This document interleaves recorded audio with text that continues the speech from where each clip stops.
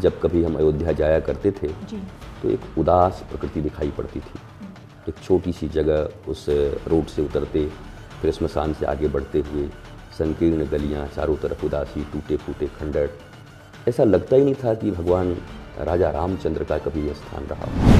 भगवान रामलला के मंदिर की स्थापना केवल पत्थरों की स्थापना नहीं है, बल्कि भगवान राम और हमारी संस्कृति की स्थापना हमारे हृदय और हमारे प्राणों में है। मुझे लगता है प्रधानमंत्री नरेंद्र मोदी के भीतर में, मैं तो उन्हें भारत माता का सपूत, और मैं ये मानता हूँ कि ईश्वर के वरदान के रूप में हैं, जिन्होंने ठीक समय पर आकर भारत की रक्षा का बीड़ा उठाया है। इतने भरे पूरे परिवार में होने के बाद भी प्रधानमंत्री का परिवार एक साधारण तरीके से रहता है। आपने माँ को भी देखा होगा, माँ कैसे रहती थी। आज तो हम एक साधारण सा सरकारी नौकरी पा जाएं तो पहले अपने पूरे परिवार का कैसे उत्थान हो जाए घूस लेके, हम इसकी चेष्टा करते हैं। और मुझे लगता है ये राम मंदिर भी अगर बना है तो प्रधानमंत्री श्री नरेंद्र मोदी के दिव्य दृष्टि, उनकी ऊंची सोच, उनकी कर्मठता के कारण बना है। और हमारे प्रदेश में महंत योगी आदित्यनाथ जी जो मुख्यमंत्री हमारे हैं, उनका रहना, प्रधानमंत्री का वहाँ रहना इतनी आसानी से नहीं बनता। मैं अगर प्रधानमंत्री का नाम लूँगा, मुख्यमंत्री योगी आदित्यनाथ का नाम लूँगा, तो मुझे एजेंट कहेंगे। क्या कहेंगे? ये भाजपा के एजेंट हैं, ये प्रधानमंत्री के एजेंट हैं। आज हमारे साथ अध्यात्म की दुनिया से एक ऐसी शख्सियत है जिन्हें आप हर कोई जानता है, स्पिरिचुअल गुरु और मोटिवेशन स्पीकर, आपके कह सकते हैं आनंद धाम के पीठाधीश्वर, परम पूजनीय सद्गुरु श्री रितेश्वर महाराज जी। महाराज जी, सबसे पहले तो धर्म ज्ञान में आपका स्वागत है। जय श्री राम। आपसे मैं सबसे पहले यही जानना चाहती हूँ सनातन के बारे में। सनातन क्या है? हम जिस आज की जो युवा जनरेशन है, देश की जो युवा पीढ़ी है, वो धर्म में और रिलीजन में फंस चुकी है। समझ नहीं आ रहा है कि धर्म क्या है, रिलीजन क्या है, पंथ क्या है। हिंदू सनातन धर्म है, रिलीजन है, क्या है ये? देखिए, सबसे पहले वर्तमान भारत हो या दुनिया हो, उसकी ज़रूरत ये है कि वो तनाव मुक्त जीवन जी सके। कोई भी धर्म का आप्यायन या संस्कृति का आप्यायन तभी करता है जब उसके जीवन में बेहतर होने की कोई उम्मीद हो। इस दुनिया में हम कोई भी काम करते हैं, उस करने के पीछे एक ही हमारा हेतु और कारण होता है कि how to live a blissful life. मैं एक सुंदर जीवन जीना चाहता हूँ, आनंदित जीवन जीना चाहता हूँ। धर्म का अर्थ होता है सत्य धारण करने की क्षमता जिसके भीतर में हो, वही धार्मिक व्यक्ति है। सनातन शब्द का अर्थ होता है शाश्वत, जो सदा था, है, रहेगा, जिसका विनाश नहीं होता, सनातन। तो सनातन संस्कृति है इस पूरी दुनिया की। भारत, जब भगवान श्री कृष्ण बात कर रहे हैं अर्जुन से, तो भारत शब्द कह के प्रयोग करते हैं। भारत शब्द एक समय दुनिया में और कोई देश था भी नहीं। पूरी पृथ्वी पर केवल यही सनातन संस्कृति थी, और इसलिए यहाँ अर्जुन को हे भारत कह के वो पुकार रहे हैं। बंटवारा हुआ, सीमाएं बंधी, देश अलग अलग बने, और अब भारत एक छोटा सा भूखंड रह गया। उसके बाद भी कई खंड हुए। वर्तमान में भी आपने देखे होंगे भारत के, पाकिस्तान अलग हो गया, बांग्लादेश हो गए, वो कांधार जहाँ से गांधारी आती थी वो अलग हो गया, अफगानिस्तान। तो सनातन संस्कृति है, धर्म एक ही है। आपने सुना होगा हमारे इस धार्मिक राष्ट्र में सदा से एक सुंदर स्लोगन है, धर्म की जय हो, अधर्म का नाश हो, प्राणियों में सद्भावना हो और विश्व का कल्याण हो। नहीं कहा गया हिंदू धर्म की जय हो, इस्लाम मत की जय हो, क्रिश्चियन मत की जय हो, ऐसा नहीं कहा गया। कहा गया धर्म की जय हो। धर्म का अर्थ ही है सनातन, शाश्वत, जो 1 करोड़ नहीं बल्कि अरब वर्ष का इतिहास है। ये जरूरी नहीं कि रोमिला थापर जिस इतिहास को खोजी हों और लिखी हों उसी को सारी दुनिया माने और भारत माने। भारत का यह दुर्भाग्य है कि रोमिला थापर जैसे लोगों के इतिहास पर चल रहे हैं। भारत का इतिहास अत्यंत प्राचीन है। उस प्राचीन इतिहास के हिसाब से हमारे भगवान राम, भगवान कृष्ण सब जीवंत उस समय अवतार के रूप में आए, जिसको ग्रीक वर्ड मिथ से माइथोलॉजी के रूप में परिवर्तित करके हमारे युवाओं को ये बता दिया गया कि ये मिथ हैं, ये माइथोलॉजी है, इतिहास से इसका कोई मतलब नहीं है। तो बहुत 1000 वर्षों की गुलामी ने हमारे देश के सांस्कृतिक रूप से बहुत नुकसान किए। आपने भी सुना होगा कि 80,000 से 85,000 से भी ज़्यादा ग्रंथ सनातन संस्कृति के, धर्म के बख्तियार खिलजी ने नालंदा में जलवा दिया, समाप्त कर दिया। उसके बाद जो भी बच गए श्रुत ग्रंथ सुने हुए थे, उन्होंने फिर से उस ग्रंथ को लिखे। उनकी कुछ पांडुलिपियाँ बच गईं। वो हमारे धर्म का आज मूल प्राण बचा हुआ है। इसलिए मैं एक ही बात कहूँगा, सनातन में, धर्म में, हिंदू में कन्फ्यूज़न की कोई बात नहीं है। धर्म कन्फ्यूजन से कंक्लूजन की ओर ले जाता है। जो कन्फ्यूज कर दे वो हमारी अज्ञानता है, और जो कंक्लूड कर दे वो हमारा ज्ञान है। तो धर्म सदा कंक्लूड करता है एक आनंदित, शांत और प्रेममय जीवन जीने के लिए। इसी सनातन संस्कृति में मैं आपसे जानना चाहूँगी कि देश के 17 करोड़ मुसलमानों का अस्तित्व क्या कहता है? देखिए, मैं भारत के 145 करोड़ लोगों के हित की बात करता हूँ। हमारे वर्तमान प्रधानमंत्री भी इसी की बात करते हैं, सबकी बात करते हैं।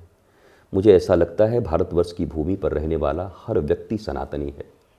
उसकी उपासना पद्धति अलग हो सकती है, क्योंकि अरब से यहाँ कोई आया नहीं जी। ये भारत के ही लोग हैं। इनके डीएनए भी भारतीय हैं, इनके पूर्वज भी वही हैं, रामलाल श्यामलाल, ये अलग हैं नहीं। परंतु अज्ञानता के कारण कट्टरता आई है। उस कट्टरता के कारण राष्ट्र के ऊपर भी खतरा है, उस कट्टरता के कारण मानवीय संरचना के ऊपर भी खतरा है। और भारत जो सदा से विश्वगुरु रहा है ज्ञान के लिए, जिसने पूरी दुनिया को सदा ज्ञान का मार्ग दिखाया, शांति का मार्ग दिखाया, वहाँ भी अगर ऐसे कट्टर आचरण होंगे तो कहीं ना कहीं ये भारतीय सनातन संस्कृति का अपमान होगा। मैं उन्हें इस राष्ट्र के नागरिक के रूप में देखता हूँ, और मेरी पूरी अभिप्सा, आकांक्षा और अभिलाषा है कि देश के विकास में कदम से कदम मिलाकर अपनी सनातन संस्कृति और अपने पूर्वजों को याद करते हुए भारत की उन्नति के लिए हम सब एक साथ काम करें। आप अयोध्या गए, रामलला के आपने दर्शन किए, और वहाँ की जो तस्वीर को देखकर आपसे जानना चाहूँगी कि अयोध्या की तस्वीर कितनी बदली और रामलला के दर्शन आज प्रत्येक राम भक्त कर पा रहा है। इसके पीछे का श्रेय आप किसे देंगे? देखिए, अयोध्या भौतिक रूप से भी बदली है जी, और आध्यात्मिक ज्ञान से भी बदली है। जब कभी हम अयोध्या जाया करते थे जी, तो एक उदास प्रकृति दिखाई पड़ती थी। एक छोटी सी जगह, उस रोड से उतरते फिर स्मशान से आगे बढ़ते हुए संकीर्ण गलियां, चारों तरफ उदासी, टूटे फूटे खंडर। ऐसा लगता ही नहीं था कि भगवान राजा रामचंद्र का कभी यह स्थान रहा हो। परंतु आज जिस भव्य और दिव्य अयोध्या का दर्शन पूरी दुनिया कर रहा है, महर्षि वाल्मीकि का वहाँ पर एयरपोर्ट उनके नाम से, गुरु का काम है गोविंद से मिलाना। मुझे लगता है प्रधानमंत्री जी ने बहुत अच्छा किया। नामकरण महर्षि वाल्मीकि एयरपोर्ट, गुरु के पास आइए और फिर परमात्मा राम से जाकर अयोध्या के उस भव्य और दिव्य मंदिर में मिलकर ज्ञानवंत होकर स्वयं भी आराम से रहिए। आराम, जीवन में आराम, राम आ गए तो आराम हो जाता है। और लोगों को भी आनंद में रहने का सीख दीजिए। मैं अयोध्या के बदले स्वरूप को भारतीय अस्मिता, भारतीय संस्कृति के पुनर्जागरण के रूप में देखता हूँ। और भारतीय धर्म को मानने वाले लोग, जिसे हिंदू धर्म हम कहते हैं, सनातन संस्कृति कहते हैं, जो एक निराशा आ गई थी, कहीं न कहीं लग रहा था कि हम 1000 वर्ष की गुलामी के बाद अपनी अस्मिता को खो चुके हैं, अपनी संस्कृति को भूल चुके हैं। ये करीब 500 वर्षों के बाद भगवान रामलला के मंदिर की स्थापना केवल पत्थरों की स्थापना नहीं है, बल्कि भगवान राम और हमारी संस्कृति की स्थापना हमारे हृदय और हमारे प्राणों में है। ये प्राण प्रतिष्ठा केवल किसी पत्थर के विग्रह में नहीं हुआ है वैदिक सनातन प्रक्रिया से, बल्कि प्रत्येक भारतीयों के हृदय में भगवान राम अब उनके प्राणों की तरह बस गए हैं, और वही हमारी प्रतिष्ठा बन गए हैं, और यही प्राण प्रतिष्ठा है। अयोध्या बदला हुआ है, भव्य है, दिव्य है, और मुझे पक्का विश्वास है कि इस बदली हुई अयोध्या और अपनी अस्मिता का ज्ञान होने के कारण भारतीयों के भीतर में एक नव चेतना का जागरण हुआ है। और यह नव चेतना केवल 145 करोड़ भारतीयों के लिए नहीं है, चूंकि सनातन संस्कृति वसुधैव कुटुंबकम को मानती है, जी। पूरी वसुधा के 8 अरब लोगों को हम परिवार मानते हैं, तो आज पूरी दुनिया के 8 अरब लोग भी खुश होंगे कि सनातन संस्कृति पुनः जग रही है, और सनातन संस्कृति के जगने से ही पूरी दुनिया में शांति, प्रेम और आनंद का प्रसार हो सकता है। तो मैं तो ये कहूँगा कि अगर मानवीय धर्म कोई है तो यही सनातन संस्कृति और हिंदू धर्म है। और मत हैं, पंथ हैं, मजहब हैं, अलग अलग हैं, परंतु धर्म तो एक ही है, और इस धर्म के पुनर्जागरण से केवल भारत नहीं, दुनिया के प्रत्येक मनुष्य का लाभ होने वाला है। क्या आप मानते हैं पीएम मोदी जी की मंदिर नीति के चलते आज सनातन के प्रति हिंदुओं की जो चेतना है वो जागृत हुई है? प्रधानमंत्री श्री नरेंद्र मोदी भारत माँ के एक अद्भुत लाल हैं, इसे कहने में कोई गुरीज नहीं होना चाहिए। यद्यपि आपने देखा होगा कि धार्मिक संत भी ये कहने से गुरेज करते हैं कि मैं राजनीति में हिस्सा नहीं लेना चाहता, मैं राजनीति के विषय में बात नहीं करना चाहता। ये हास्यास्पद है। भगवान राम के गुरु हैं वशिष्ठ, भगवान राम के गुरु हैं विश्वामित्र, ये राजनीति समझते हैं, ये राजनीति के बारे में बात करते हैं। पर हम कैसे धर्म गुरु हो गए कि हम कहते हैं राजनीति से मतलब नहीं रखना चाहिए? ये पाखंड है। इस पाखंड से धर्म के प्रचारक संतों को भी बाहर आना चाहिए, तथाकथित जो हैं, और उन्हें कहना चाहिए धर्म की पुत्री राजनीति है। राजनीति का अर्थ होता है वह नीति जिससे इस देश के जनता के समस्त सुख सुविधा और आनंद का विकास किया जा सके, उनके लिए कार्य किया जा सके, वही नीति तो बनाई जाती है। राज में नीति बनाई जा रही है, राज करने की नीति बनाई जा रही है। तो इससे कोई संत कहे या कोई भी व्यक्ति दुनिया का, कोई टीचर कहे हमको तो पॉलिटिक्स से मतलब नहीं, पाखंडी आदमी लगता है मुझे। कोई डॉक्टर कहे हमको तो पॉलिटिक्स से मतलब नहीं, वो भी पाखंडी लगता है। आप इस धर्म के नहीं, पहले इस देश के एक नागरिक हैं। मैं साधु बाद में हूँ, इस धर्म का बाद में मैंने अवलंबन किया, जब माता पिता से ज्ञान मिला, गुरु से ज्ञान मिला, लेकिन भारत का नागरिक तो मैं प्रथम से हूं। तो भारत के नागरिक होने के नाते, चूंकि ये लोकतांत्रिक देश है और लोकतंत्र में नीतियां, विधान सब लोकतांत्रिक ढंग से चुनी हुई सरकारें बनाती हैं। कोई अगर ये कहे कि मुझे राजनीति से मतलब नहीं, तो भारत की नागरिकता पर शंका करने का मुझे मन होता है कि भारत की नागरिकता भी आपके पास है कि नहीं। जिस भारत में एक सच्ची सरकार आनी चाहिए, अच्छा सरकार आना चाहिए, जो भारतीय धर्म और संस्कृति का विकास करे, भौतिक रूप से सबका विकास करे, सबको आह्लाद आनंद दे, जहां लॉ एंड ऑर्डर अच्छा हो, इसके लिए काम करें। मुझे लगता है प्रधानमंत्री नरेंद्र मोदी के भीतर में, मैं तो उन्हें भारत माता का सपूत, और मैं ये मानता हूं कि ईश्वर के वरदान के रूप में हैं, जिन्होंने ठीक समय पर आकर भारत की रक्षा का बीड़ा उठाया है। वो जो कर सकते हैं कर रहे हैं, और भारत की जनता जो कर सकती है वो भी कर रही है, बटन दबा करके। लेकिन सिर्फ बटन दबा करके सब कुछ उन पर नहीं छोड़ना होगा, बल्कि उनके कदम से कदम मिला करके। और मुझे लगता है जब वो सफाई की बात करते हैं तो पूरा देश खड़ा उठता है। वो जब किसी मंदिर की बात करते हैं तो पूरा देश खड़ा होता है, इमाम भी जाकर के बैठ जाते हैं वहां पर। मुझे लगता है उनकी बातों को जनता इसलिए सुन रही है कि इतने भरे पूरे परिवार में होने के बाद भी एक प्रधानमंत्री का परिवार एक साधारण तरीके से रहता है। आपने माँ को भी देखा होगा, माँ कैसे रहती थी। आज तो हम एक साधारण सा सरकारी नौकरी पा जाएं तो पहले अपने पूरे परिवार का कैसे उत्थान हो जाए घूस लेके, हम इसकी चेष्टा करते हैं। क्या ये भारत देख नहीं रहा होगा प्रधानमंत्री को कि एक प्रधानमंत्री जिनके इशारे से कुछ भी हो सकता है, पर अपने परिवार, क्योंकि वो 145 करोड़ भारतीयों को अपना परिवार मानते हैं, इसलिए जब कुछ करते हैं तो सबके लिए करते हैं। कथनी और करनी में अंतर नहीं है उनकी, इसलिए भारत के ऊपर आज उनकी बातों का असर है। और मुझे लगता है ये राम मंदिर भी अगर बना है तो प्रधानमंत्री श्री नरेंद्र मोदी के दिव्य दृष्टि, उनकी ऊंची सोच, उनकी कर्मठता के कारण बना है। और हमारे प्रदेश में महंत योगी आदित्यनाथ जी जो मुख्यमंत्री हमारे हैं, उनका रहना, प्रधानमंत्री का वहाँ रहना इतनी आसानी से नहीं बनता। ये वही सरयू है जिसकी पानी लाल हो गई थी, जल लाल हो गया था, गोलियों से राम भक्तों को मार दिया गया था। इतना आसानी से ये बनता भी नहीं। सुप्रीम कोर्ट के आदेश के बाद भी कई स्टे कहीं कहीं कुछ करके लगाए जाते, लॉ एंड ऑर्डर ठीक नहीं है, कर्फ्यू लगाना पड़ेगा, लोग मारे जाएंगे। पहले तो इतना जल्दी बनता ही नहीं, और बनता भी तो आज ये दुनिया का सबसे बड़ा महोत्सव नहीं बनता, बल्कि ऐसा लगता कि कोई मातम मना करके धीरे से पट जाके खोल दिए कि चलो सुप्रीम कोर्ट का ऑर्डर मैंने पालन कर दिया सरकार ने। पर जिसको भारत का जागरण बना दिया, पूरी दुनिया में एक महोत्सव हो गया, जी। चारों तरफ लोग आह्लादित हो गए, आओ राम करके अपने जीवन में आराम की कल्पना करने लगे। मुझे लगता है एक श्रेष्ठ प्रधानमंत्री होने के कारण ही यह बात सफल हो पाई है।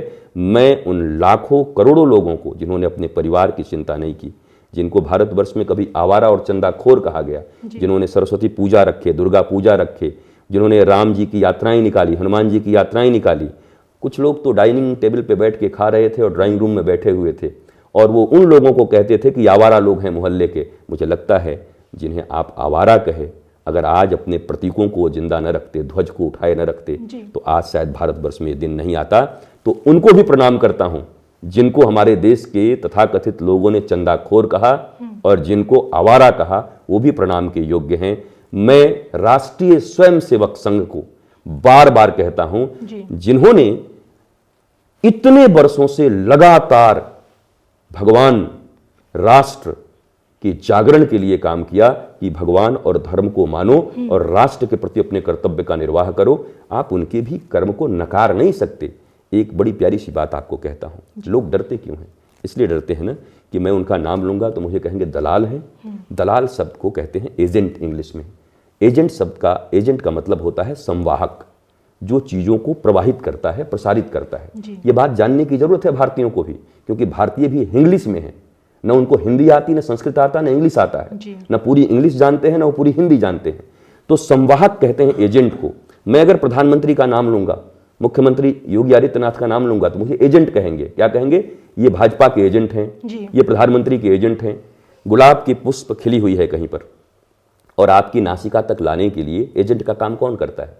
हवा, पवन, जिनको हम पवन देव कहते हैं, हनुमान जी के पिताजी भी कहते हैं। हनुमान जी के पिताजी ही अगर एजेंट हैं अच्छी चीज़ों को जगह जगह पहुंचाने के लिए, तो हम जैसे धर्मगुरु, हम जैसे लोग अगर सत्कर्म जहां हो रहे हैं, अच्छे कर्म जो कर रहे हैं, अगर उनकी बातों को लोगों तक पहुंचा रहे हैं, तो मैं कह सकता हूं, गर्व से कहो, मैं एजेंट हूं। एजेंट किस चीज़ का हूं? धर्म का हूं, संस्कृति का हूं, आनंद का हूं, प्रेम का हूं, शांति का हूं, नफरत का एजेंट नहीं हूं मैं। तो ये बात कहने में धर्मगुरुओं को भी और आम भारतीयों को भी गौरव का बोध होना चाहिए कि हाँ जी, ये काम विश्व हिंदू परिषद वालों ने, हिंदुत्ववादी लोगों ने, राष्ट्रीय स्वयंसेवक संघ के लोगों ने, भारतीय जनता पार्टी की सरकार चली गई जी। 5 स्टेट में मुख्यमंत्री को इस्तीफा देना पड़ा, लेकिन कभी भी अपने मैनिफेस्टो से राम मंदिर को उन्होंने हटाया नहीं। अगर कोई इतना दृढ़ प्रतिज्ञ है, आप उसका नाम भी नहीं लोगे? अगर इतना भी नहीं कर सकते, नाम भी नहीं ले सकते, तो मुझे लगता है इतिहास आपको कूड़ेदान में डाल देगा आने वाले समय में। लेना चाहिए जिसने जो अच्छे काम किए हैं। हाँ, इनके अगर कोई बुरे कर्म हो जिससे जनता का नुकसान हो रहा हो, तो विरोध करने का भी अधिकार भारत की जनता के रूप में, नागरिक के रूप में आपको रखना चाहिए। सत्य को सत्य कहने का अधिकार और हिम्मत भारतीयों को रखना चाहिए, और मैं रखता हूं। प्रधानमंत्री नरेंद्र मोदी और मुख्यमंत्री का अगर यहां सरकार ये नहीं होती, तो मुझे नहीं लगता कि ये मंदिर इतनी आसानी से बन पाता और इस तरीके का एक वैश्विक महोत्सव हो पाता, जो भारतीय अस्मिता के जागरण का दिवस बन गया 22 जनवरी। आप देखना आने वाले इतिहास में 22 जनवरी को इतने विराट रूप में मनाया जाएगा। आने वाली हमारी पीढ़ियां मनाएंगी कि 500 साल के इतिहास को अगर किसी ने बदला, तो उस दिवस को लोग बड़े आनंद और आह्लाद के साथ मनाएंगे। मैं आपसे ये जानना चाहती हूँ, उन लोगों का क्या जो इस भव्य समारोह में, जिन्हें मौका मिला रामलला के काज में आने का, फिर भी उन्होंने इस मौके को ठुकराया? देखिए, 2 प्रकार के इसमें लोग थे। एक लोग ऐसे थे जो राम जी को तो मानते हैं जी, पर उनके राजनीतिक कंपल्सन इतने बड़े हो गए पार्टियों के कि वो नहीं गए वहां पर, चाहकर भी नहीं। दूसरे एक ऐसे हैं जो राम विरोधी ही हैं, राष्ट्र विरोधी ही हैं। तो दोनों को एक निगाह से नहीं देखना होगा। जैसे आप अपने यहाँ कोई पूजा कराती हैं, सत्यनारायण भगवान की कथा हो रही हो, आपने अपने गांव या मोहल्ले में लोगों को निमंत्रण दिया, तो कुछ लोग वहाँ आपके यहाँ नहीं आते, तो वो जरूरी नहीं कि सत्यनारायण भगवान के वो विरोधी हों। हो सकता है आपसे उनके संबंध ठीक ना हो, इसलिए वो आपके घर नहीं आए, परंतु वो सत्यनारायण भगवान के विरोधी नहीं हो सकते। तो 2 भागों में बांट के देखना होगा, क्योंकि अगर सबको एक ही चश्मे से देखेंगे तो लोग हमारे विरोधी होते जाएंगे। और मैंने अभी कहा कि सत्य को स्वीकार करना ही हिंदुत्व और सनातन धर्म का पहला लक्षण है। तो उन लोगों को जो किसी कंपल्सन के कारण, किसी तकलीफ के कारण नहीं आए, तो भगवान राम को वहीं से अनुभव किया उन्होंने, चलो उनके लिए तो कोई बात नहीं। परंतु जिन्होंने राम विरोध, राष्ट्र विरोध और उनको लगा कि नहीं जाएंगे तो बाकी जो वोट हैं, चंद वोटों के लिए ऐसे निर्णय लेते हैं, उनको विचार करना होगा। और जगे हुए हिंदुत्व, जगे हुए राष्ट्रवाद के आगे उनको मुंह की खानी पड़ेगी और उनको लगेगा कि दुनिया में इससे गलत निर्णय मैं कभी ले नहीं सकता था। उनको बड़ा पश्चाताप होगा, लेकिन मुझे लगता नहीं कि उस पश्चाताप के बाद वापस आने का उनको मौका मिलेगा, क्योंकि भारत की जनता उनको रद्दी कूड़े की टोकरी में डाल देगी। आपको देश के इस माहौल को देखते हुए हिंदू राष्ट्र का सपना सच होता हुआ नजर आ रहा है? देखिए, मैं ऐसा मानता हूँ कि भारत सनातन संस्कृति का एक राष्ट्र है और यहाँ मैंने कहा 145 करोड़ लोगों की संस्कृति सनातन है, सबके पूर्वज एक हैं। और मैं बार बार एक चीज़ कहा करता हूँ कि हिंदू तो रावण भी था और कंस भी था, तो केवल हिंदू राष्ट्र हो जाने से कहीं रावण आ गया, कंस आ गया, तो होगा तो हिंदू ही। मेरा ऐसा मानना है, धर्म का राज्य हो, सत्य का राज्य हो, न्याय का राज्य हो जी। और वो राम राज्य की जिसकी परिकल्पना मैं करता हूँ। और परीक्षित के शासनकाल में एक राम राज्य था जिसका मूल अवधारणा, बाकी सब चीज़ें तो हैं, धर्मयुक्त लोग थे, न्याययुक्त लोग थे, सभी लोग एक दूसरे से परस्पर प्रीति करते थे, न्याय के लिए अपने परिवार को भी छोड़ देते थे, और अगर अधार्मिक हों तो अपने परिवार को छोड़ दें, धार्मिक हों तो किसी को भी गले लगा लें। भगवान श्री राम जो माता सबरी के जूठे बेर खा रहे हैं, मैं वृंदावन में बैठा हूँ, भगवान श्री कृष्ण मधुमंगल के मुख में पड़े हुए छाछ को पी जाते हैं। माँ भी नहीं पीती अपने बच्चे का कुल्ला किया हुआ, पर भगवान कृष्ण कैसे हैं? तो हमारा राष्ट्र ही अलग है, हमारी धर्म की अवधारणा ही अलग है, ये पूरे प्रेम और ज्ञान के ऊपर आधारित है। मैं इतना मानता हूँ कि भारत राष्ट्र में इस राम मंदिर के बनने के बाद एक जो आध्यात्मिक चेतना का जागरण हुआ है, इससे भौतिक उत्थान भी होगा, material science and spiritual science दोनों का विकास जरूरी है। हम केवल मटेरियल साइंस को मानते हैं, पर स्पिरिचुअल साइंस के बारे में हमारा ज्ञान नहीं है। हमारी जितनी नौजवान पीढ़ियां हैं वो कहती हैं मैं तो विज्ञान मानता हूँ, मैं तो साइंटिफिक हूँ, लेकिन मैं धर्म को पाखंड मानता हूँ। धर्म भी स्पिरिचुअल साइंस है। स्पिरिचुअल शब्द बना है स्पिरिट से। स्पिरिट का अर्थ होता है उत्साह, उमंग, आनंद। जिसके जीवन में उत्साह ही नहीं, धार्मिक कैसा? जिसके जीवन में उत्साह, उमंग नहीं, वो किस बात का राष्ट्रभक्त, और वो किस बात का ज्ञानी, और किस बात का वो लिटरेट, और किस बात का वो एजुकेटेड। मैं वैसे लिटरेसी और एजुकेशन में बहुत अंतर समझता हूँ। केरला में 97% लोग लिटरेट हैं, लेकिन सबसे ज़्यादा ओल्ड एज होम वहाँ पर है। तो क्या कारण है? ये कौन सी लिटरेसी है, कौन सी पढ़ाई है जहाँ बच्चे अपने माँ बाप को भी अपने घर में नहीं रख पा रहे हैं? मुझे लगता है अक्षर ज्ञान अलग है और आध्यात्मिक ज्ञान अलग है, एजुकेशन अलग है। हमें एजुकेशनल सिस्टम को भारत में पूर्णतः परिवर्तित करके, मैकोले की शिक्षा विद्या को पूर्णतः ध्वस्त करके हटाकर, जिस मैकोले ने ये कहा कि भारतीय शरीर से आज़ाद हो जाएंगे परंतु मानसिक रूप से गुलाम रहेंगे, मैंने ऐसी शिक्षा व्यवस्था बना दी है। तो अब तो शिक्षा व्यवस्था को भंग करके सनातन बोर्ड को बनाना चाहिए, सनातन विद्या बोर्ड बनना चाहिए, जहां प्राचीन गुरुकुलम की विद्या हो भारत की, जहां 20 विषयों की पढ़ाई होती थी, जहां हवाई जहाज भी बनाने सिखाया जाता था गुरुकुलम में। गुरुकुलम से निकला हुआ कोई छात्र डिग्रियां लेकर के बेरोजगारों की तरह नहीं घूमता था प्राचीन भारत में, बल्कि वो लोगों को नौकरियां देने के योग्य हो जाया करता था। तो वो प्राचीन विद्या और नवीनतम जो हमारा अभी कंप्यूटर साइंस है या एआई है, आर्टिफिशियल इंटेलिजेंस, आप भी जानते हो, इन सब का समावेश करके एक फ्यूजन विद्या पद्धति का निर्माण हो, और उस फ्यूजन विद्या पद्धति का जब निर्माण होगा तो भारत पुनः विश्वगुरु बनेगा। नहीं तो केवल रटते रह जाएंगे, विश्वगुरु था, सोने की चिड़िया थी था थी। अब क्या है? अब तभी होगा जब सनातन और नवीन विज्ञान को मिला करके भारत अपनी शिक्षा पद्धति को बदल दे। और मुझे पूरा विश्वास है कि प्रधानमंत्री नरेंद्र मोदी के नेतृत्व में यह कार्य भी होगा ही। बिल्कुल। और आज अगर प्रधानमंत्री नरेंद्र मोदी जी के नेतृत्व में अगर वो एक हिंदू राष्ट्र की गाथा या फिर कहें कि इतिहास अगर लिखने जा भी रहे हैं, तो संसद से असदुद्दीन ओवैसी उन्हें सम्राट पुजारी कहते हैं, उन पे आरोप लगाते हैं कि उन्होंने इस्लाम का, मुसलमानों का अस्तित्व ख़त्म कर दिया है। इतना बड़ा गंभीर आरोप कि देश का जो 17 करोड़ जो मुसलमान हैं, भारतीय मुसलमानों को मोदी पर भरोसा नहीं है। असदुद्दीन ओवैसी जी क्या कहते हैं, उनके राजनीतिक कंपल्सन क्या है, वो देश जानता है, समझता है इस बात को। उनकी पार्टी का नाम भी क्या है वो सभी जानते हैं।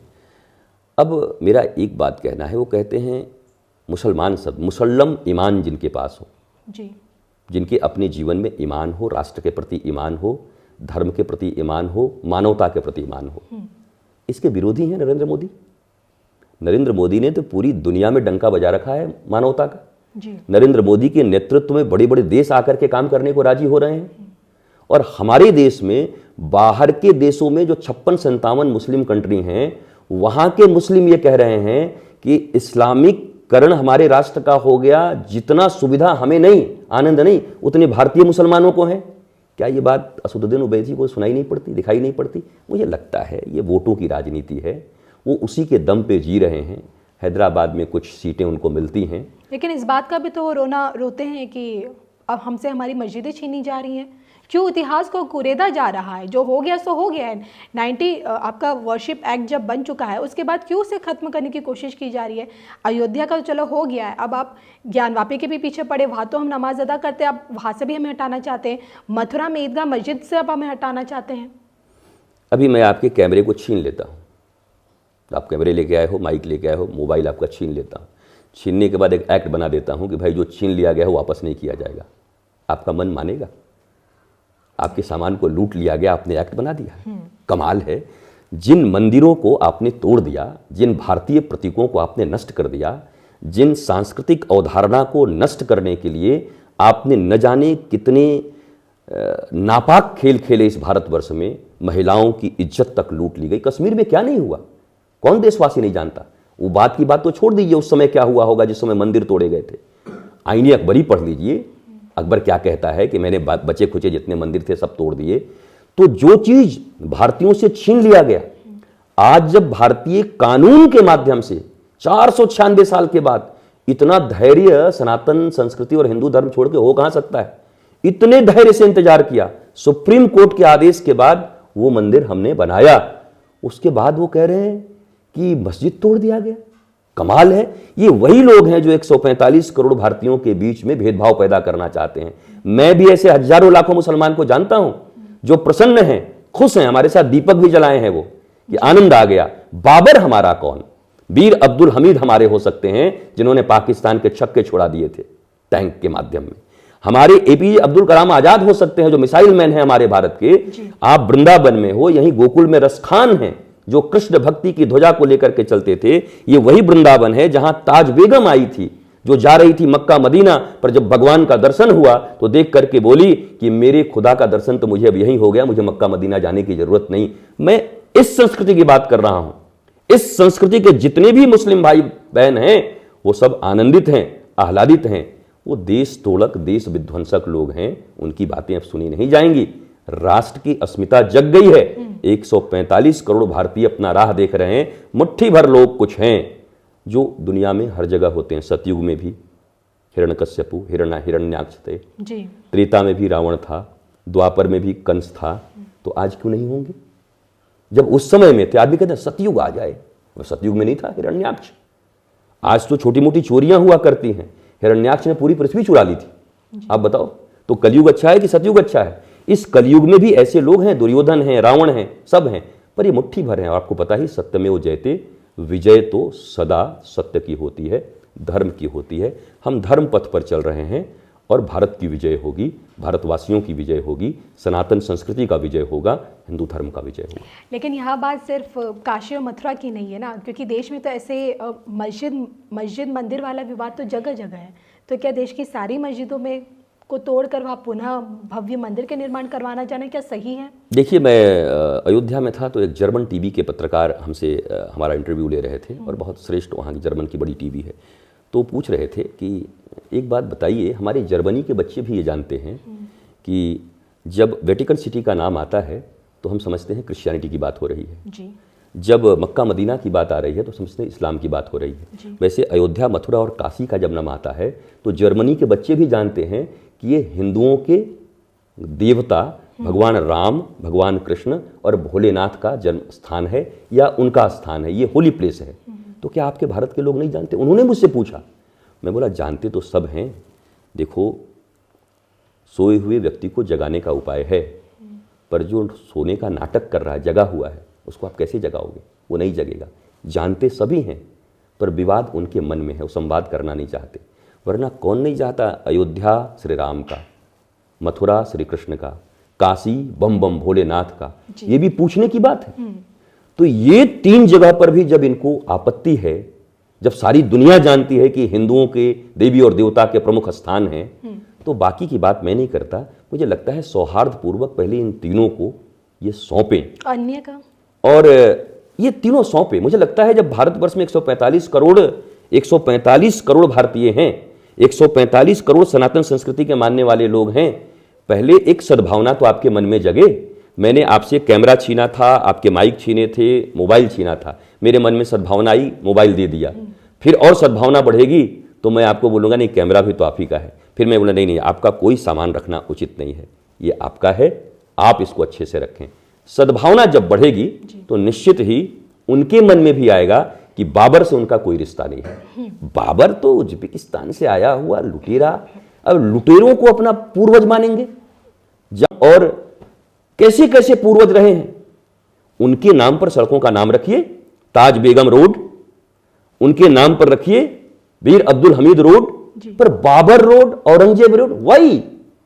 चाइना और जापान के अगर हिस्ट्री को आपने जाना होगा तो जब जापान का प्रभुत्व चाइना के ऊपर था, जब हटा, 1 वर्ष के भीतर एक जापानी नाम मिटा दिए गए।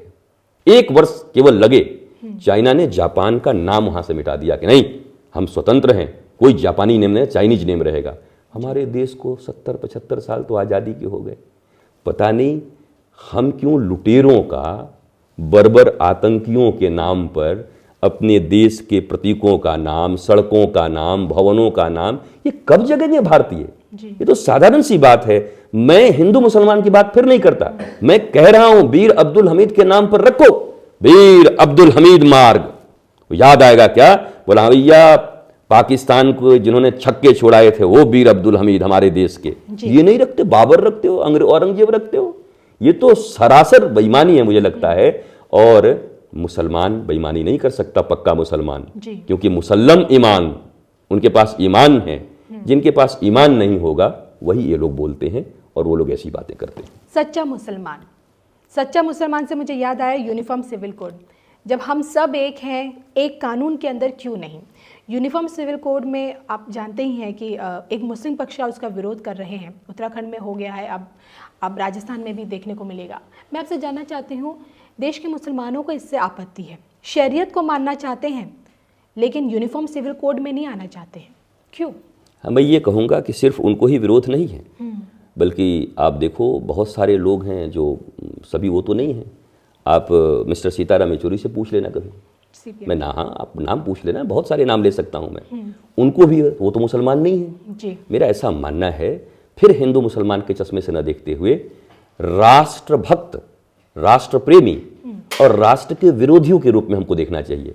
कौन राष्ट्र को तोड़ना चाह रहे हैं और कौन राष्ट्र को जोड़ना चाह रहे हैं। मुझे ऐसा लगता है एक देश में एक कानून होना चाहिए कि नहीं जी। आपके घर में 5 बच्चे हैं, 5 बच्चे मांग करते हैं, अगर जब हिस्सा का बंटवारा हो और माता पिता ही हिस्सा गलत बांट दे, बड़े वाले को सबसे ज्यादा, आज तक कोर्ट है, तुरंत पहुंच जाएंगे, कैसे बराबर बांटो। तो एक घर में भी बराबर बराबर हिस्से बंटते हैं, एक जैसे कानून होते हैं, एक जैसा प्रेम सभी बच्चों को मिलता है। लेकिन इस देश के कानून को बदलने के लिए वो कौन लोग हैं? यही तो राष्ट्र विरोधी लोग हैं जो नहीं चाहते कि यहां पर सिविल कोड लागू किया जाए। क्यों? समान नागरिक संहिता कानून क्यों नहीं होना चाहिए? 145 करोड़ भारतीयों के लिए एक कानून, एक तरह का कानून। भेदभाव मिट गया, ये जाति पाति जो हल्ला कर रहे हो सब मिट गया। आज जो कह रहे हो अल्पसंख्यकों को दबाया जा रहा है वो भी मिट गया, क्योंकि कानून सबके लिए एक है। मुझे लगता है भारत की जनता को खड़ा होकर के पूछना चाहिए कि जब भारत की सरकार या भारत के अच्छे लोग कॉमन सिविल कोड लाना चाहते हैं, एक तरह का कानून बनाना चाहते हैं, तो ये कौन लोग हैं जो समस्त भारतीयों को समान अधिकार नहीं देना चाहते हैं? ये कौन लोग हैं? आज 3 तलाक हटा, मुस्लिम महिलाएं प्रसन्न है, हमारी बहनें, हमारी बेटियां हैं, वो प्रसन्न है। हमारे यहां कुरीतियां थी, बाल विवाह, हमने हटाया कि नहीं? हमारे यहां सती प्रथा थी, हमने हटाया कि नहीं? तो जो चीजें अकॉर्डिंग टू दिस एज युगानुकूल, उचित है उसको लागू करना ही धर्म है। धर्म के कुछ मौलिक तत्व होते हैं, दया, करुणा, कृपा, क्षमा, परहित, ये सब बड़ी चीजें हैं धर्म के। लेकिन युगानुकूल धर्म परिवर्तित होते रहता है। आज भगवान श्री कृष्ण अगर आए और फिर महाभारत हो, मुझे पक्का पता है वो रथ से नहीं राफेल से जाएंगे। लेकिन उनका क्या, जो शरीयत में रहना चाहते हैं वो तो नहीं होगा, भारत में नहीं होगा, हो ही नहीं सकता। भारत सनातन संस्कृति का राष्ट्र है जी। भारत के लोग सनातनी हैं। भारत के 145 करोड़ लोग भारत के पुराने इतिहास और पुरानी संस्कृति को और नवीन विज्ञान को लेकर चलना चाहते हैं। हम किसी और पक्षपात की तरफ नहीं हैं। हम तो ये नहीं कह रहे हैं, हम तो संविधान के अनुसार चल रहे हैं। मैं संविधान का पक्षधर हूं जी। संविधान में इतनी चीजें लिखी हुई हैं, अगर जो डायरेक्शन दिया गया है उनको लागू कर दिया जाए तो इस राष्ट्र से बढ़िया राष्ट्र कोई रहेगा ही नहीं। और सरकारें क्यों बनती हैं? हम संविधान के लिए जिंदा नहीं हैं, संविधान हमारे लिए जिंदा है। मनुष्य की सुविधा के अनुरूप संविधान बनने चाहिए जी। मनुष्य के सुख शांति के लिए संविधान बनने चाहिए। और अलग अलग एज में, अलग अलग वर्षों में, समयों में चीजें बदलती रहती हैं। रथ से राफेल मैंने बताया ना, पहले रथ था, अब राफेल है। अब राफेल को अपनाना होगा। तो जैसे जैसे इस समय में देश आनंदित होगा, आगे बढ़ेगा, वो कानून भी बनाए जाएंगे। और मुझे लगता है ये जो लोग विरोध कर रहे हैं, अब इनके विरोध बहुत ज़्यादा दिन के हैं नहीं।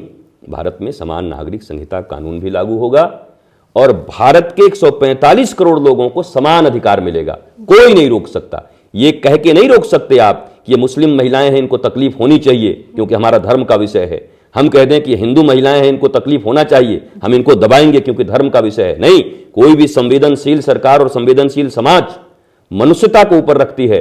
145 करोड़ मनुष्य, भारतीय मनुष्य, सब एक तरह से रहें, इसकी व्यवस्था प्रधानमंत्री करना चाहते हैं। इसकी व्यवस्था हम करना चाहते हैं। इसकी व्यवस्था राष्ट्रभक्त करना चाहते हैं। इसके विरोध में जो लोग आएंगे वो राष्ट्र के विरोधी होंगे। आपसे लोग जानना चाहते हैं ज्ञानवापी का सच क्या है? कानूनी लड़ाई लड़ी जा रही है, पूजा तहखाने में शुरू हो चुकी है, मंदिर है या मस्जिद है? आपके नज़रिए से, आपके आध्यात्मिक ज्ञान के जरिए। अच्छा, एक किसी मुसलमान से ही पूछ लेना कि ज्ञानवापी शब्द उर्दू में है? ज्ञानवापी मस्जिद, वो भी जानते हैं कि नहीं है, वो तोड़ा हुआ है, सबको पता है। और एक बड़ी प्यारी बात है, आपको मैं बताता हूँ।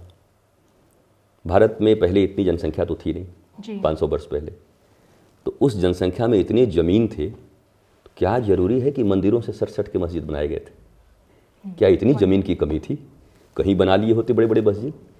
उन्हीं को तोड़ा गया है, ये सबको मालूम है। मैंने फिर कहा, जो जगे हुए हैं, सोने का नाटक कर रहे हैं, आप उनको नहीं जगा सकते, परंतु जो जागृत हैं, ऐसे हजारों लाखों मुसलमान कह रहे हैं नहीं नहीं नहीं, बाबर के द्वारा तोड़ा गया चीज़ गलत था, हम भारतीय एक हैं और ये होना चाहिए। और उपस्थित थे राम मंदिर में वो लोग, और धीरे धीरे और उपस्थित होंगे। मुझे लगता है कि ये भारत में एक नया जागरण हो रहा है और इस नए जागरण के कारण ये विभेद खत्म हो जाएगा और सभी राष्ट्रीयता और सनातन संस्कृति की बात करेंगे। 145 करोड़ लोग यहाँ जो रहेंगे, क्योंकि उसमें ही आनंद है। हम वसुधैव कुटुंबकम मानते हैं। ज्ञानवापी मंदिर था, है, रहेगा। मथुरा मंदिर था, है, रहेगा। अयोध्या मंदिर था, है, रहेगा। इसमें कोई शक है? मैं अभी मथुरा में ही घूम रही थी, तो मुस्लिम समुदाय के बीच में गई, उनसे पूछा मैंने मथुरा को लेकर। तो एक मिले मुझे वकील थे, तो उन्होंने मेरे से ये बोला कि आप कृष्ण जन्मभूमि का बारे में बात कर रही हैं, ईदगाह मस्जिद से मुक्ति कैसे मिलेगी भगवान श्री कृष्ण की जन्मस्थली को? अब आप मुझे बताइए, धर्म ग्रंथों में तो यही लिखा गया कि भगवान कान्हा का जन्म तो कंस के किले में हुआ था। अब कंस किला उधर है, कृष्ण जन्मभूमि इधर है, तो यहाँ फिर किस चीज़ की मांग हो रही है? नहीं, वो तो वकील साहब हैं, वो बोलते होंगे। सर्वे होगा जी। 496 साल जब राम मंदिर को बनाने में लग गए, तो हम कोई लुटेरे लोग तो हैं नहीं कि जाके लूट लेंगे। जनसंख्या तो ज़्यादा, अगर ऐसे करोगे तो जनसंख्या ज़्यादा किसकी थी? बहुसंख्यक कौन था? हमने लूटा? हमने कुछ किया? हम आज भी कानून के पथ पर चल रहे हैं। पर हमारी अपेक्षा ये है कि आप सब भी आइए ना, कहिए ना कि ये बाबर औरंगजेब हमारे नहीं हैं, हमारे, फिर मैं कह रहा हूँ, वीर अब्दुल हमीद हैं, हमारे अशफाक उल्लाह खान हैं, ये कहिए ना। और हम सब एक हैं। मैं इस दिन का इंतजार कर रहा हूँ और मुझे खुशी है कि ऐसा दिन आया है, क्योंकि काफ़ी संख्या में लोग मिल रहे हैं एक दूसरे के साथ। परंतु जहाँ अभी कट्टरता है वो धीरे धीरे विलीन कम हो होगी, कम हो जाएगी। और मुझे लगता है कि हम शांति के पथ पर आगे बढ़ करके मथुरा और हमारी ज्ञानवापी मथुरा, चूँकि मैं यहाँ रहता हूँ और मथुरा में भव्य मंदिर बने भगवान श्री कृष्ण का, जन्मभूमि का, वो तो माप होगा। अब ज्ञानवापी के विषय में भी ऐसे ही बोल रहे थे, निकल गया सर्वे में सब। और एक एक चीज़, एक दीवार मंदिर का है, ऊपर कुछ और है, भाई इतना तो सबको समझ में आता होगा। अब यही कह रहा हूँ कि ये लोग ऐसे हैं जो जगे हुए हैं, सोने का नाटक कर रहे हैं। तो अब इनको कैसे समझाया जाएगा? इनको तो कानून ही समझाएगा, और शायद इन्हीं के पक्ष के चेतना संपन्न अच्छे लोग, धार्मिक लोग इनको समझा पाएंगे। आपसे ये जानना चाहती हूँ, कल्कि पीठ के पीठाधीश्वर हैं प्रमोद कृष्णम जी, कांग्रेसी नेता हैं। मोदी जी से अभी उनकी भेंट हुई तो उन्होंने ट्वीट करके बताया कि मोदी जी पे दैवीय शक्ति की कृपा है। हम लोग एक अलग नज़रिए से देखते हैं उनकी जनता, आप संत समाज से आते, आपकी दृष्टि से मोदी जी में कुछ अद्भुत शक्ति? देखिए, मैंने कहा कि वो भारत माता के अद्भुत सपूत हैं जी, और ईश्वरीय कृपा के बिना इतना तीक्ष्ण बुद्धि, विवेक, ज्ञान, शौर्य, पराक्रम, तेज, भगवान श्री कृष्ण ने गीता में कहा है कि जो कोई भी कुछ बहुत बड़ा दिखाई पड़े उसमें मेरी विभूति को देखना, और राजा में, मनुष्यों में राजा मैं हूँ, उन्होंने ये कहा है। तो प्रधानमंत्री तो एक तरीके से राजा ही होते हैं, यद्यपि उनका विनय है, वो कहते हैं मैं प्रधान सेवक हूँ, और हैं लोकतंत्र में, परंतु राजकाज उन्हीं के हाथ में है। तो भगवान श्री कृष्ण कहते हैं कि उस रूप में मैं ही हूँ। उनमें जरूर मुझे लगता है कि अद्भुत ज्ञान की शक्ति है, और अपने जीवन को राष्ट्र के लिए, संस्कृति के लिए और धर्म के लिए बलिदान कर देने का शौर्य और क्षमता उनके भीतर में है। और इस बात की बड़ाई आज मैं कम कर पा रहा हूँ, आने वाला इतिहास उनको किस रूप में देखेगा तो वो समय ही बताएगा कि नरेंद्र मोदी जी को किस रूप में देखते हैं। कल्कि पीठाधीश्वर हमारे भी अत्यंत प्रिय हैं जी। और अभी हमें वहाँ हमारी मुलाकात हुई थी अयोध्या में। हमने कहा अब ज़्यादा दिन उधर नहीं रहने का है, अब भगवान की सेवा करनी है और राष्ट्र की सेवा करनी है। वो काफ़ी वो सोशल मीडिया पर वायरल हुआ, लाखों करोड़ों लोगों ने उसको देखा है। और वो जब ये कार्य हुआ तो सबसे पहले वो यहाँ आए और 4 घंटे मेरे साथ यहाँ पर वो एकांत थे। हमने कार्यक्रम बनाया, उन्होंने ऐसे कैसे करना है, हमने अच्छा कार्यक्रम बनाया है। अब मुझे लगता है कि वहाँ पर भगवान कल्कि का एक सुंदर मंदिर का शिलान्यास होने जा रहा है। और हमारे यहाँ तो यही है, कोई भी धर्म के पथ पर आना चाहता है, कोई कभी कहीं था अब आना चाहता है, तो हमारी बाहें तो इतनी बड़ी हैं, भुजाएं, कि हम सबको स्वीकार करते हैं। अस्वीकार करना अर्थात अपने को छोटा करना है। तो प्रमोद कृष्णम जी के साथ मिलकर, और मैं भी इसका सबको निमंत्रण दे रहा हूँ, मैं अपने लोगों को पूरा निमंत्रण दे रहा हूँ। उन्होंने कह दिया सब आपको ही करना है, तो दिव्यता से वो कार्यक्रम हो जाए, इसके लिए भी हम प्रयत्नशील हैं। और मुझे लगता है ऐसे सभी लोगों को, सुबह का भूला शाम को घर आ जाए तो भूला नहीं कहते। मुझे लगता है धर्म की सेवा, राष्ट्र की सेवा में सबको उपस्थित होना चाहिए। सन्यासी से अच्छा राजा कोई नहीं। योगी आदित्यनाथ जी की बारी कब आएगी? देखिए, योगी आदित्यनाथ जी की बारी तो आ गई है। मुझे लगता है जिन योगी आदित्यनाथ जी को गोरक्ष पीठ का एक सिर्फ मठाधीश के रूप में लोग कह के हंसते थे, अरे ये क्या करेंगे, मठाधीश हैं, मंदिर चलाएं, घंटी बजाएं, ऐसे करते थे, उन्होंने दूसरी बार सरकार ला दी। और दूसरी बार सरकार ला करके लॉ एंड ऑर्डर को इतना चुस्त दुरुस्त कर दिया। उत्तर प्रदेश जो प्रायः अमेरिका के बराबर जनसंख्या रखता है जी, उत्तर प्रदेश को चलाना इतना सहज नहीं है। 25 करोड़ आबादी, तो उस अमेरिका के बराबर जनसंख्या वाले प्रदेश को चलाना, और बड़ी सुंदरता के साथ और सबके प्रति समान नीति रखते हुए, लॉ एंड ऑर्डर में अगर आप उसका विक्षेप करेंगे, अगर आप बहु बेटियों को छेड़ेंगे, आप किसी का जमीन इत्यादि हड़पेंगे, तो त्वरित न्याय की प्रक्रिया यहाँ पर रखी है। मैंने भी यही कहा है जीवन में कि हमारे धर्म में राम राज्य की एक ही परिभाषा थी, निःशुल्क और उत्तम शिक्षा, निःशुल्क और उत्तम चिकित्सा, निःशुल्क और अविलंब न्याय, त्वरित न्याय। ये जहाँ आता है वहीं राम राज्य होती है। मुझे लगता है यही वो महापुरुष लोग हैं जो धीरे धीरे भारत में राम राज्य ला रहे हैं, और ये पूर्णतः राम राज्य आ जाएगा यहाँ पर। योगी आदित्यनाथ जी बहुत अच्छे प्रशासक हैं और संत हैं, संत हृदय नवनीत समाना। तो उनका हृदय सबके लिए है, परंतु सबके लिए हृदय तो भगवान श्री कृष्ण का भी है। तो दुर्योधन के लिए तो नहीं रखेंगे वो। दुर्योधन जो पूरे समाज को पीड़ा देने की कोशिश कर रहा है, रावण जो पूरे समाज को पीड़ा देने की कोशिश कर रहा है, जी। उसका तो वध होगा ही, वैसे लोगों का तो पतन होगा ही। तो योगी आदित्यनाथ कड़े प्रशासक हैं, धर्म के पक्ष में हैं, सत्य के पक्ष में हैं, आम जनता के पक्ष में हैं। जी। और अगर कोई दूसरे मार्ग से इस राज्य को प्रभावित करना चाहे तो कड़ाई के साथ, शक्ति के साथ निपटते हैं। इसलिए मुझे लगता है कि भगवान ने बड़ी कृपा की है उत्तर प्रदेश के ऊपर में कि उनके जैसा मुख्यमंत्री दिया है। चलिए, माफ कीजिए, जाते जाते बस मोदी जी ने तो भविष्यवाणी कर दी है एनडीए और भाजपा को लेकर, आपकी भविष्यवाणी जानना चाहती हूँ।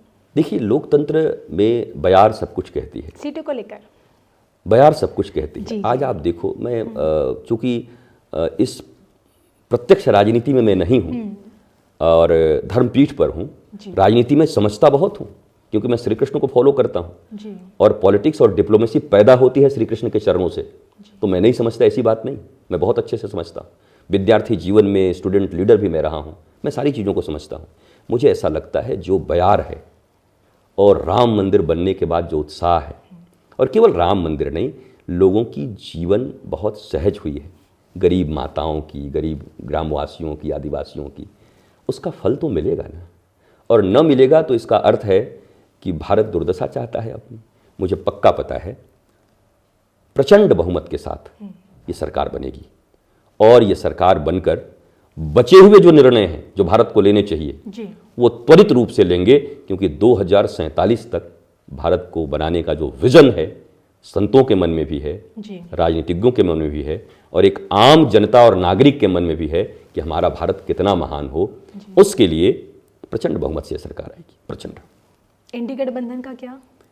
देखिए, मैं ये कहता हूं कि द्रोणाचार्य गुरु थे परंतु दुर्योधन के पक्ष में जाके खड़े थे, बख्शे गए क्या?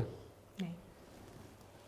हमारे भीष्म पितामह इतने अच्छे भक्त, 12 भागवतों में नाम आता है, पर जाकर धृतराष्ट्र के साथ खड़े हो गए, बख्शे गए क्या? जी नहीं बख्शा गया उनको ना। ऐसे कितने लोगों का नाम मैं लूं, लेकिन एक विभीषण जो अधर्म और अन्याय का पक्ष छोड़ करके राम राज्य के शरण में आ गए, राम की शरण में, तो लंका के राजा भी बन गए, लंका वालों को भी मुक्ति मिल गई और पूरे पृथ्वी को मुक्ति मिल गई। इशारा काफ़ी है। व्यक्ति वहाँ भी अच्छे हो सकते हैं, पर गलत नीतियों के साथ अगर आप खड़े हैं, राष्ट्र विरोधी नीतियों के साथ अगर आप खड़े हैं, पहले दल का विरोध करते थे, दल के दलदल में इतने फंस गए कि दल का विरोध करते करते भारत का विरोध करने लगे और केले के छिलके पर पांव ऐसा फिसला कि भारत का विरोध करते करते रामकृष्ण और महादेव का विरोध करने लगे, संस्कृति का विरोध करने लगे। मुझे लगता है उनको भी जागना चाहिए और सोचना चाहिए कि ऐसी भी क्या कंपल्सन कि अपने ही देश, अपने ही भगवान और अपने ही जनता का इतना निंदा हो, हमारा राष्ट्र का पतन हो। इसलिए यहाँ पक्ष विपक्ष की बात नहीं, बात तो एक ही है, भारत के हित की बात हो रही है और सनातन संस्कृति के हित की बात हो रही है। जो खड़ा होगा उस पक्ष में, पूरा भारत उसके साथ खड़ा होगा। आज खड़े हो जाए ना राहुल गांधी, पूरा भारत उनके साथ खड़ा होगा। खड़े तो हो जाएं, बोले तो बोल भी नहीं पाते। जो खड़ा होगा, मैंने उनका नाम इसलिए ले लिया कि नफरत नहीं है किसी को। देखिए, वो तो कहते मैं तो मोहब्बत की दुकान चलाता हूँ और मोदी जी सिर्फ धर्म को लेकर आगे बढ़ रहे हैं। धर्म को पब्लिकली नहीं किया जा सकता, निजता है। अब चूंकि उन्हें उतना ज्ञान नहीं है धर्म के विषय में, वो कभी 13 साल बोल देते हैं, कभी 12 साल बोल देते हैं कि वनवास हुआ, वो उतना समझते नहीं हैं मेरे हिसाब से। जो समझते हैं वो बोलते हैं। धर्म का अर्थ होता है सत्य, न्याय और प्रेम धारण करने की क्षमता। तो अगर मोदी जी ये लेके चल रहे हैं तो इससे बेहतर इस दुनिया के लिए कुछ हो सकता है भारत के लिए। तो धर्म का अर्थ वो क्या समझते हैं? रिलीजन। धर्म का अर्थ क्या होगा समझते हैं? संगठित एक गिरोह। क्या समझते हैं वो धर्म का अर्थ? धर्म का अर्थ है जिस धर्म के कारण मनुष्य के जीवन में प्रेम, शांति और आनंद की वृद्धि हो, उसको धर्म कहते हैं। और अगर उसको लेकर चल रहे हैं नरेंद्र मोदी, तो उनको तो सच्चा दुकान कौन चला रहा है? प्रेम का, शांति का, आनंद का। मुझे ऐसा लगता है कि नर्क के द्वार पर स्वर्ग का बोर्ड लगा देने से नर्क स्वर्ग नहीं हो जाता, और किसी स्वर्ग के द्वार पर नर्क का बोर्ड लगा देने से वो नर्क नहीं हो जाता। तो प्रधानमंत्री नरेंद्र मोदी को पूरा भारत जानता है। उनके कृत्यों से, उनके कर्मों से, उनके शौर्य से सब प्रसन्न हैं। लोकतंत्र में प्रमाण है कि 2-2 बार से 3 बार से सरकार तीसरी बार आने वाली है। यही तो प्रमाण है कि जनता उनके साथ खड़ी है। हिंदू राष्ट्र का प्रथम प्रधानमंत्री। देखिए, मैं फिर आपको कह रहा हूँ, मेरे मुख में एक ही बात है, मैं भारत का पक्षधर हूँ और मैं संविधान में आस्था रखता हूँ। मैं भारतीय संविधान के तहत ही चलना चाहता हूँ। भारतीय संविधान, मैंने इशारा भी कर दिया, संविधान के नियम अमेंडमेंट्स हो रहे हैं कि नहीं, धारा 370 बदली गई कि नहीं जी। तो ऐसे अमेंड करते हुए हम सनातन संस्कृति का पूरा कानून, अभी तो आपका पुलिस का कानून नहीं है, मैकोले ने आपके पुलिस का कानून बनाया 1861 में, वो आपका पुलिस एक्ट थोड़ी है। ये जितने भी आईपीसी हैं आपने थोड़ी बनाए हुए हैं, ये सब ब्रिटिशों के बनाए हुए हैं, हमने अडॉप्ट कर लिए हैं। तब तो ब्रिटिश हम पर राज करना चाहते थे, हमको दुख देना चाहते थे, अब हम किसको दुख देना चाहते हैं जी। मुझे लगता है ये आईपीसी बदलेगी, शिक्षा नीति बदलेगी, सब सनातन धर्म के अनुसार होगा, संस्कृति के अनुसार होगा। तो कहने की क्या ज़रूरत है, ऑलरेडी हो ही जाएगा ना। जब सारी चीज़ें बदल जाएंगी तो भारत है, आर्यावर्त है, हमारा हिंदुस्तान है और संविधान से चलेगा। संविधान अकॉर्डिंग टू सनातन संस्कृति होगी, जिसमें सबका मंगल है और विश्व का मंगल है। और इसी सनातन भारत की इसी नई तस्वीर को लेकर अगर आप हमारे दर्शकों को कुछ कहना चाहें। देखिए, मैं एक ही बात कहूँगा आप सबको भी कि आप भी सनातन संस्कृति का पालन करते हैं, रामायण भी सुनते हैं। तो रामायण में एक बड़ी प्यारी सी चौपाई है, प्रातःकाल उठ के रघुनाथा, मातु पिता गुरु नावहि माथा। रघुनाथ जिनका मंदिर बना है वो भी प्रातः उठ करके अपने माता पिता और गुरु को दंडवत होकर प्रणाम करते थे। आपके बच्चे करते हैं? नहीं करते हैं। आपके बच्चे आपको अपना रोल मॉडल मानते हैं? आपकी तस्वीरें लगाते हैं? आलिया भट्ट की लगाते हैं? नहीं लगाते, न पापा की न मम्मी की। तो आप तो असफल हो गए ना माता पिता।